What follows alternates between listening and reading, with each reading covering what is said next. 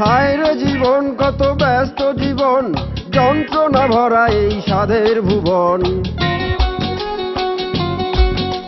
হায় রে জীবন কত ব্যস্ত জীবন, যন্ত্রণা ভরা এই সাধের ভুবন।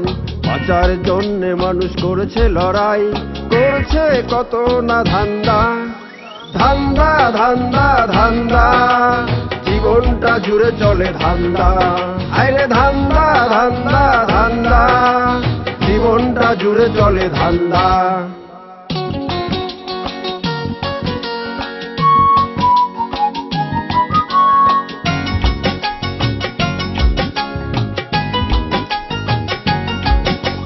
পাশ ছাড়া মুক্তারি, কেউ করে ডাক্তারি, জ্ঞান ছাড়া মাস্টারি, আরো কত বাটপারি। কেউ করে রাজনীতি, কেউ করে পেট নীতি, ক্ষমতার দাপটে করে চলে দুর্নীতি। জুজুর ভয় দেখিয়ে মাস্তান তোলে চান্দা। ধান্দা ধান্দা ধান্দা, জীবনটা জুড়ে চলে ধান্দা। ওরে ধান্দা ধান্দা ধান্দা, জীবনটা জুড়ে চলে ধান্দা।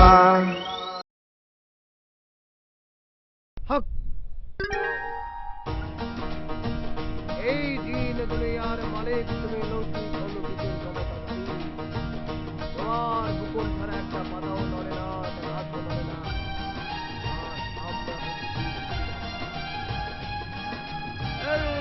বাবা এল্লে বাবা এল্লে বাবা এল্লে বাবা এল্লে বাবা এল্লে বাবা।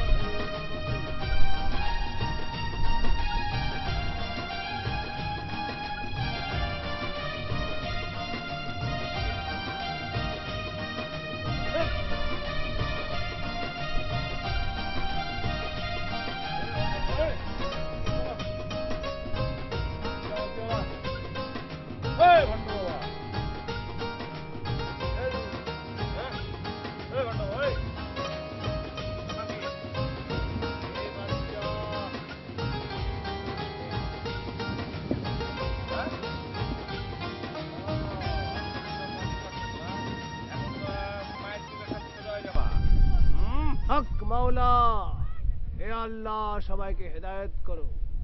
এ বাচ্চা, তোর নাভির পাশে যে কালো দাগ, সেটা হচ্ছে জন্মের দাগ। আন্দাজে সিলভারটা আন্দাজে কথা কইতেছ না? যদি না থাকে তাহলে কিন্তু কোন ধোলায় কি বলো? নাভির পাশে, নাভির পাশে দেখ, সেই কালো দাগটি জন্মের দাগ।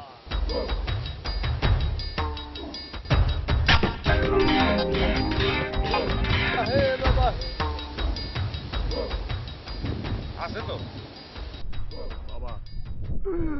ও বাবা, আমার ভুল হয়ে গেছে বাবা, আমারে মাফ কইরা দেন বাবা। আমার নাভির পাশে কালো দাগ আছে বাবা। বাবা আপনি আপনাদের কথায় বাবা উইধি করে দেন বাবা। বাবা আমারে মাফ কইরা দেন বাবা। আপনারা বাবার কাছে চলে গেলে আপনারা কারা? আমরা বাবার ভক্ত, জানেন আমাদের কি উপকারটা না করেছে বাবা। হ্যাঁ, বাবা কি উপকার করছে বলেন? আমার বিয়ে 7 বছর কোনো বাচ্চা হচ্ছিল না, কিন্তু বাবার তদবিরে এসে আমার 7 দিন হয়ে গেল। আর আমার কোনো বিয়ে হচ্ছিল না, কিন্তু বাবার দোয়ায় আমার 7 দিনে 7টি বিয়ে হয়েছে। ও না, একটি বিয়ে হয়েছে। এবার ঠিক বলেছি না বাবা? বাবা বাবা, আমি অনেকদিন যাবত বেকার সমস্যায় আছি, আমার সমাধান কইরা দেন বাবা। ও বাবা। জোর জোর জোর জোর জোর। ঝুরঝুর কি? ও বাবা মনে হয় ফরাসিতে ছিলেন না? ফরাসি ভাষা বলতেছে বাবা, ফরাসি ভাষা বলতেছে। এখন চুপ করে থাকেন আপনারা। কুলকুল মানে কি? বাবা কুলকুল মানে কি বাবা? হ্যাঁ, ও ও বাবা নিয়াত করে দিছে, দোয়া করে দিছে, এই পানি সবাইকে খাইতে বলেছে বাবা, খাইতে বলেছে। বাবা মুখে দেখান, মুখে দেখান, মুখে দেখান, অল্প খান,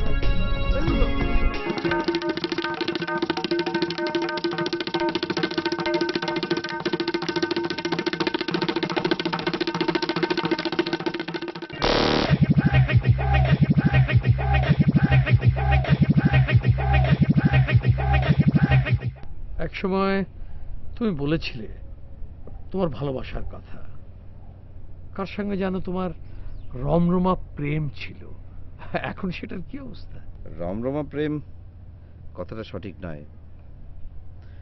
একটা মেয়ের সাথে আমার নিয়মিত যোগাযোগ ছিল, বিয়েরও চেষ্টা চলেছিল, এখন সব পুরোপুরি বন্ধ। হঠাৎ করে প্রেম, হঠাৎ করে বন্ধ, এ সমস্ত চরিত্রে কিছু দাগ পড়বে। আর মনে একবার এ ধরনের দাগ পড়লে চেষ্টা করে হয়তো এটাকে হালকা করা যায়, তবে দাগ পুরোপুরি মোছে না। ইচ্ছে করে তার সবকিছু পায় না। মনের অগোচরেই জীবনের সবচেয়ে বড় ভুল হয়। আমার জীবনে এমন অনেক ঘটনাই ঘটেছে। আজ এখন এর পরিসমাপ্তি চাই, সব গুছিয়ে ফেলতে চাই। তুমি তুমি এ ব্যাপারে আমাকে কতটুকু হেল্প করতে পারবে? তুমি যতটুকু চাইবে। চাচু, আমরাও চাই তোমার সমস্যার এখানে শেষ হোক।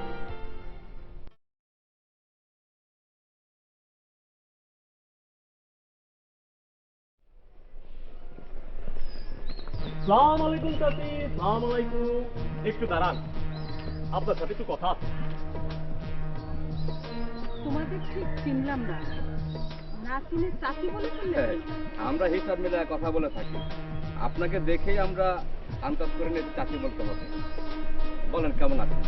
ভালো। কি বলতে চাও বলো, আমার অফিসের তারা আছে।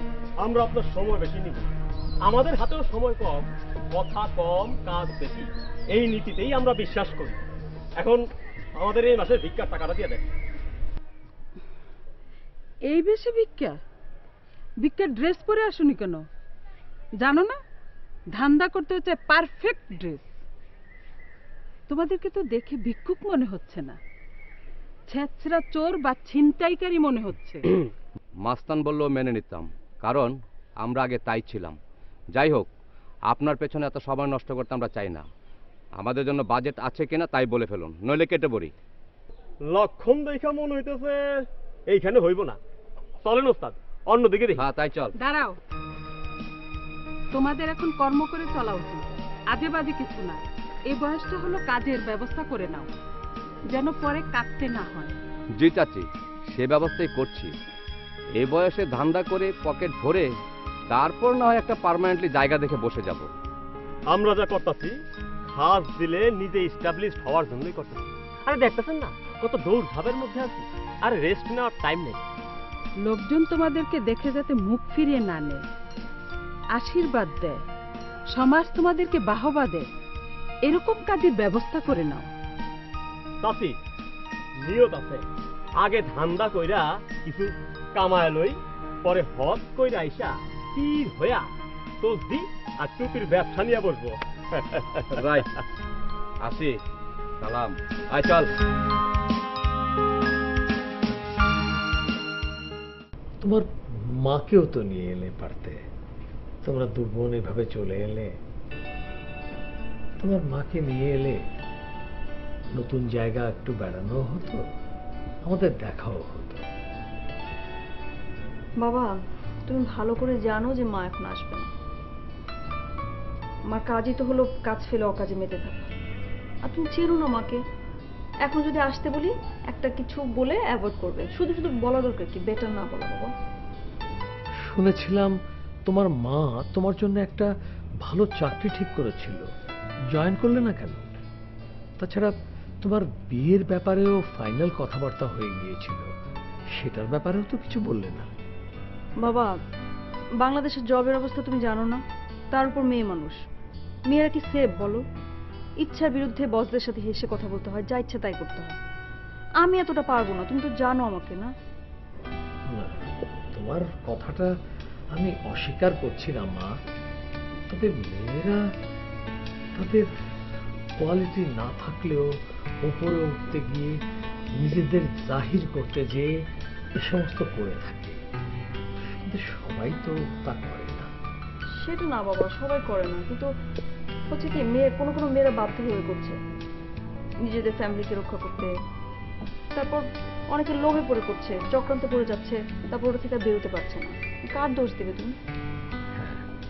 সবকিছুরই এই সব কিছুরই ধ্বংস আছে, এটারও ব্যতিক্রম নেই, এটাও ধ্বংস হবে।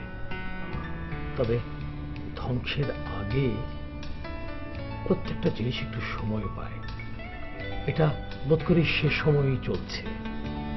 ও বাবা, তোমার না কোথাও যাওয়ার কথা? ও হ্যাঁ হ্যাঁ, আমি কাপড়টা তাহলে বদলে নিই। হ্যাঁ,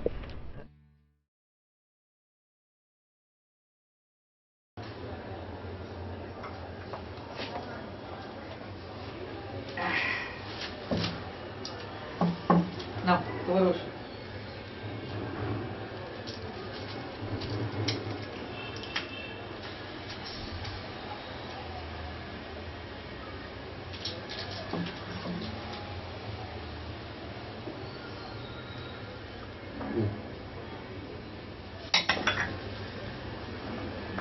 শুনছো, তোমার ছেলেটা না খুব ভালো। ভালো? ওর মাথায় কি নতুন চুল গজিয়েছে? এই পুরো বয়সে কি যে রং দিয়ে কথা বলো। শোনো, ছেলেটি এসে আমাকে সালাম করলো, তারপর বললো খালাম্মা বাজার থেকে শুরু করে যা যা কাজ লাগবে সব আমাকে বলবেন। বাহ, তাহলে তো খুবই ভালো। এখন থেকে বাজার সদাই যা করাতে হবে সব ওকে দিয়ে করাবে। তাহলে তো আমাকে লাউ ডগে কিনে এনে তোমার কাছ থেকে পেনাল্টিতে গোল খেতে হবে না। তোমাকে পেনাল্টি খেতে হবে কেন? তুমি তো একটা ভাঙা ঢোল। আমি কিন্তু এখন পেপার পড়ছি। শুধু পত্রিকা পড়লে তো চলবে না, ছেলে মেয়েদেরও খবর নিতে হবে। তুমি কি ভেবেছো ছেলে মেয়েদের খবর আমি নিই না? ছেলে মেয়েদের আমি স্বাধীনতা দিয়েছি, এটা ঠিক, কিন্তু সুতো আমার হাতে। আমি সবসময় তাদের মনিটর করি। কোনো একটা অন্যায় করে ফেললেই আমি সঙ্গে সঙ্গে ধরে ফেলবো।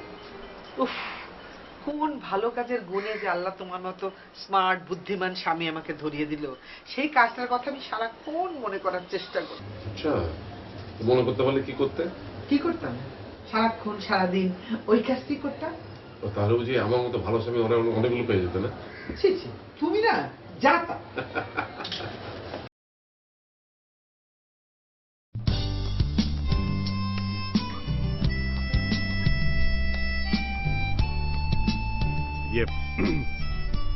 দেখুন, আপনি আমার উপরে রাগ করে আছেন।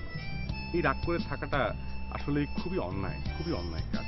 জীবনে চলার পথে অনেক ভাঙা গড়া হয়। এই ভাঙা গড়ার মধ্যে যদি আপনি নিজেকে গড়ে না নিতে পারেন, তাহলে আপনার জীবনটা হয়ে যাবে দুর্বিষহ। এটা ইতিহাসে বলে। তাই? জি। শুনুন জাকির সাহেব, আমাদের বাংলাদেশে 20 কোটি মানুষ আছে। জি। তাদের মধ্যে ম্যাক্সিমাম মানুষের কি হ্যাবিট জানেন? ফ্রি অ্যাডভাইস দাও। আপনিও তো ব্যতিক্রম না। শুনুন, মানুষকে অ্যাডভাইস দেওয়া করার আগে আপনি নিজের কথা আগে চিন্তা করে নেবেন, ঠিক আছে? দেখুন, আমি আপনাকে সত্যি করে বলছি যে আমি যেগুলো অ্যাডভাইস দিই সেগুলো নিজের জীবনে পালন করার প্রচণ্ডভাবে চেষ্টা করি। এই যে আমি বারবার কেন আপনার কাছে আসছি, মানে আপনি একটা ভুল করতে যাচ্ছেন এবং বলি কিন্তু আপনার কাছে অ্যাডভাইস দিতে আসা মানে। বাহ, আপনি তো বেশ ভালো যুক্তি দাঁড় করিয়েছেন।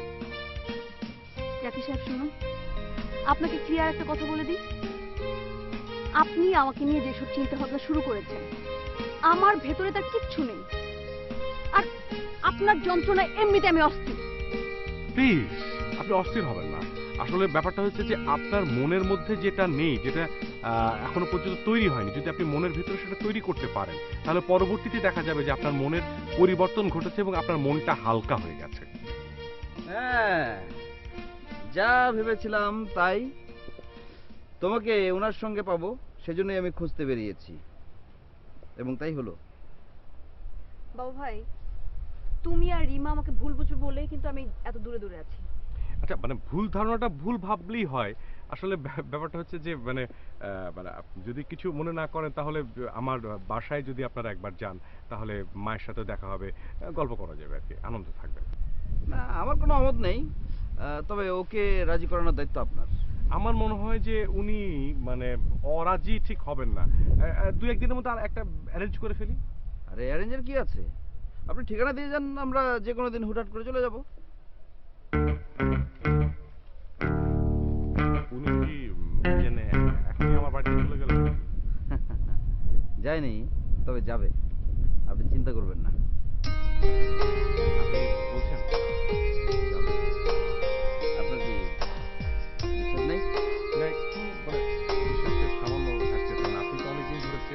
তো মানে একদম নতুন, একটু সমস্যা হচ্ছে আর কি। অসুবিধা নেই, খুব শীঘ্রই গভীরভাবে চিনে যাবেন। চেনার জন্য সময় লাগে না।